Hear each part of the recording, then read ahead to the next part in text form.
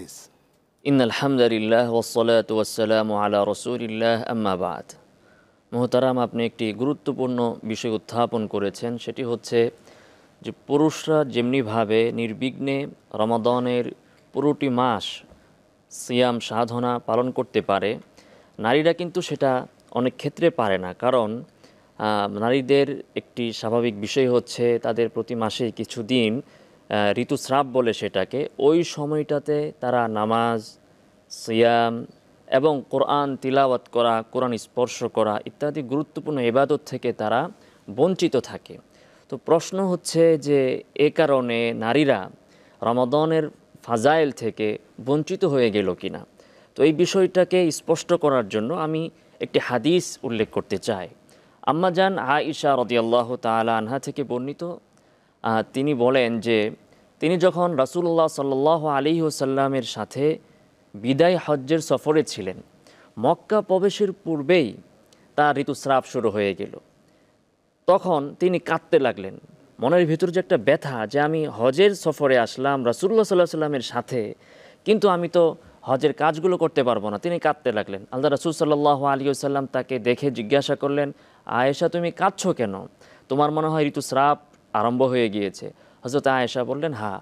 আল্লাহ রাসূল সাল্লাল্লাহু আলাইহি ওয়াসাল্লাম বললেন যে হাযা শাইউন ক্বাদ কাতাবাহুল্লাহু আলা বানাতি আদম, যে আয়েশা এতে মনে কষ্ট নেওয়ার কিছু নেই। এটা তোমার ইচ্ছাধীন কোনো বিষয় নয়, বরং এটা এমন একটি বিষয় যেটা আল্লাহ সুবহানাহু ওয়া তাআলা আদমের কন্যাদের জন্য অবধারিত করে দিয়েছেন।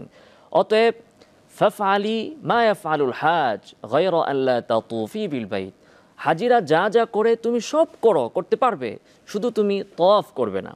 তো এই হাদিসকে সামনে রেখে আমরাও নারীদেরকে বলতে চাই যে রমাদানুল মুবারকে যদি ঋতুস্রাব আরম্ভ হয়ে যায়, এতে আপনার মনে কষ্ট পাওয়ার কিছু নেই।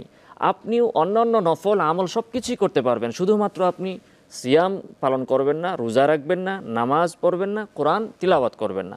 আপনি জিকির আজকার করতে পারেন, অন্যান্য আমলগুলো করতে পারেন, এবং এতে আপনার রমজানের ফজিলত এর ক্ষেত্রে কোনো ঘাটতি হবে না ইনশাআল্লাহ। শেখ, অনেকে আপনি চমৎকার করে বলছিলেন, এটা জনগুরুত্বপূর্ণ বিষয়টা আমরা এই পর্যায়ে আপনার কাছে জানতে চাচ্ছি যে এই যে মিনিস্ট্রেশনটা, আইএসটা, সেটা কি ঔষধ খেয়ে এটাকে বন্ধ করে রোজা রাখতে পারবে?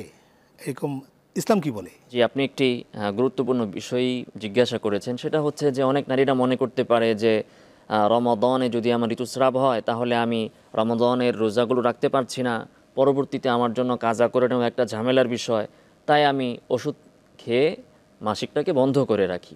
তো এই ক্ষেত্রে শরীয়তের কোনো নিষেধাজ্ঞা নেই, কারণ শরীয়ত বলেছে যে ঋতুস্রাব যদি হয় তাহলে তাকে রোজা রাখতে বারণ করা হয়েছে।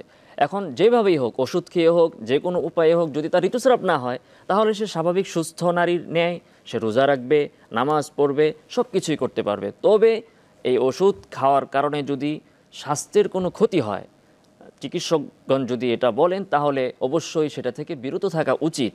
আর এটা নিয়ে বেশি পেরেশান হওয়া উচিত না, কারণ এটা প্রাকৃতিক বিষয়। ওষুধ খেয়ে আপনাকে বন্ধ করে রোজা রাখতে হবে এমন কোনো ব্যাপার নয়, বরং আপনি পরবর্তীতে এটা কাজা করে নিলেই হবে।